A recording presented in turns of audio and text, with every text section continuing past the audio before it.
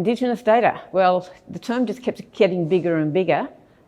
We focused mostly around official data and statistics, but Indigenous data itself is everything that relates to Indigenous life worlds.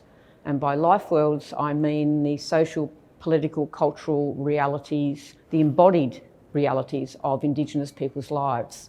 So that for Indigenous peoples in colonised countries like the US and Australia, that means our intersubjectivity as oppressed peoples living in minorities on our own nation states and on our own lands, and our relationship with the historical and ongoing with the nation states that occupy those lands, and also our intersubjectivity as in our peoplehood, in our traditions, in our culture, and in how we be those people.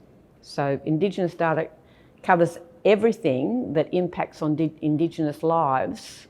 Governance is about decision making. You have the power to make the decisions about what happens. So Indigenous peoples will put governance arrangements around their data in different ways according to their own customs, according to where that community or nation is at the time and what resources and things that they have. But essentially we're always collective. So it's never going to be about one person making the decisions. We won't have a CEO that will be the governance mechanism. It will always be a collective.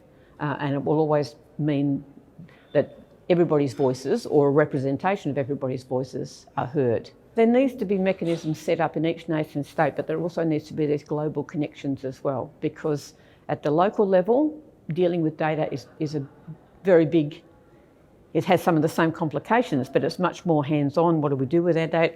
How do we collect our data? How do we govern our data? How do we use our data? How do we use that for our agenda and nation building?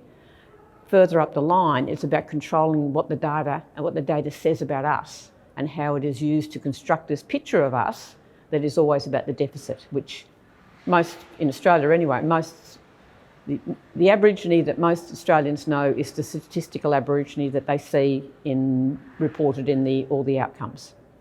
The incarcerated, ill, unemployed, undereducated Aborigine. And of course at the international level, we've got the corporations and we need a very different way of dealing with those. But of course the corporations can come running right into individual communities. And so we need to have a sort of a web of support. I mean, I've had phone calls from communities in Far Northern Territory that say, there's these people here, they say they're researchers from XYZ Corporation. They want to do this. And what do we do? So people need that sort of resource to be able to protect themselves, and that there is enough data literacy and data sovereignty literacy within communities, across our communities, for them to know, one, that they control, how to control it, and two, to make sure that they aren't exploited, because we can be sure that governments and corporations will keep coming after our data.